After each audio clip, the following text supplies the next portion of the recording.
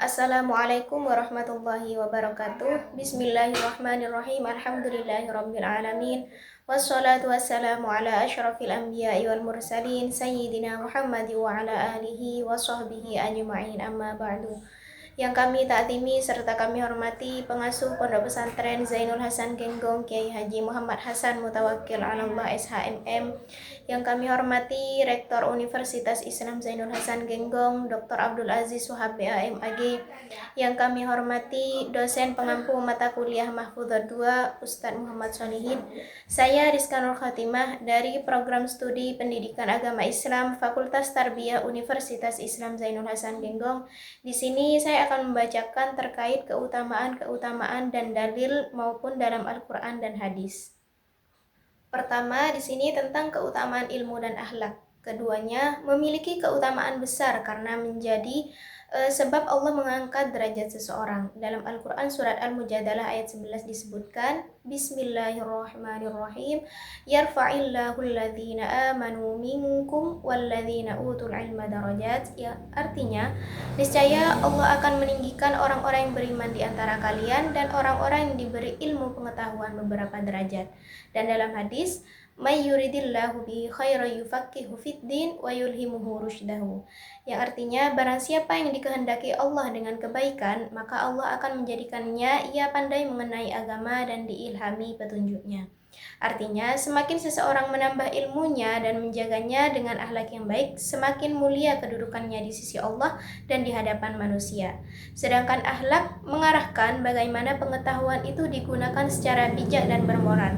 Sebagaimana dalam Al-Quran surat At-Taubah ayat 119 disebutkan, Bismillahirrahmanirrahim, Ya ayyuhalladzina amanu taqullaha wa kunu ma'as shadiqin. Yang artinya, wahai orang-orang yang beriman, bertakwalah kepada Allah dan jadilah kalian bersama orang-orang yang jujur. Dalam hadis Bukhari, laisal mu'minuna alladzina yashba'u wa jaruhu ja'i'u ila jambihi. Yang artinya, tidaklah dikatakan mukmin seseorang yang kenyang sementara tetangganya di dekatnya lapar. Selanjutnya yang kedua tentang keutamaan cinta kepada Allah dan Rasul. Cinta kepada Allah dan Rasul artinya menempatkan Allah dan Nabi Muhammad sebagai yang paling kita hormati dan kita ikuti. Cinta kepada Allah ditunjukkan dengan taat, berdoa, dan menjauhi larangannya. Sementara cinta kepada Rasul berarti meneladani akhlak beliau, mengikuti sunnahnya, dan membela ajarannya dengan cara yang baik. Sebagaimana yang terdapat dalam Al-Quran surat Ali Imran ayat 31, Bismillahirrahmanirrahim. Qul in kuntum tuhibbunallaha fattabi'uni yuhibbukumullahu wa yaghfir lakum dzunubakum wallahu ghafurur rahim. Artinya, katakanlah jika kamu benar-benar mencintai Allah, ikutilah aku, niscaya Allah mengasihi dan mengampuni dosa-dosamu. Allah Maha Pengampun lagi Maha Penyayang. Dalam hadis Nabi, la yu'minu ahadukum hatta akuna ahabba ilaihi min walidihi wa walidihi wan nasi ajma'in. Artinya, tidak sempurna iman seseorang di antara kalian sehingga menjadikan aku lebih ia cintai dari orang tuanya, anaknya, dan seluruh manusia. Hadisnya yang ketiga adalah keutamaan berbakti kepada kedua orang tua, yang artinya berbakti adalah menghormati, menyayangi, dan memenuhi kebutuhan mereka dengan sebaik mungkin. Bentuknya bisa berupa bicara dengan sopan, membantu pekerjaan mereka, mendoakan mereka, serta tidak membuat mereka sedih dan terluka. Karena Allah sangat memuliakan anak yang berbakti kepada kedua orang tuanya. Sebagaimana yang disebutkan dalam Al-Quran surah Al-Kahfi ayat 80 dan 81, Bismillahirrahmanirrahim, wa ammal ghulamu fakana abawahu mu'minaini fakhashina ay yurhiqahuma tughyanan wa kufra fa aradna ay yubdilahuma rabbuhuma khairan minhu zakatan wa aqraba rahma.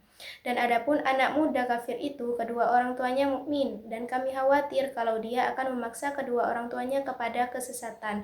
Kemudian kami menghendakinya sekiranya Tuhan mereka menggantinya dengan seorang anak lain yang lebih baik kesuciannya daripada anak itu dan lebih sayang kepada ibu bapaknya. Dalam hadis, Qala an-nabiy sallallahu alaihi wasallam, ridha rabbi fi ridhal walid wa sakhatullahi fi sakhatil walid. Artinya, ridha Allah tergantung kepada ridha kedua orang tua dan murka Allah tergantung pada murka kedua orang tua. Terakhir adalah keutamaan ibadah. Nah, keutamaan ibadah adalah bahwa ibadah membuat hati lebih tenang, mendekatkan kita kepada Allah dan menjauhkan dari perbuatan buruk. Melalui ibadah, Allah memberi pahala, menghapus dosa, dan menjaga kehidupan kita agar lebih tentram. Sebagaimana dalam surat Al-Ankabut ayat 45, A'udzu billahi minasyaitonir rajim. Bismillahirrahmanirrahim. Innas sholata tanha 'anil fahsya'i wal munkar.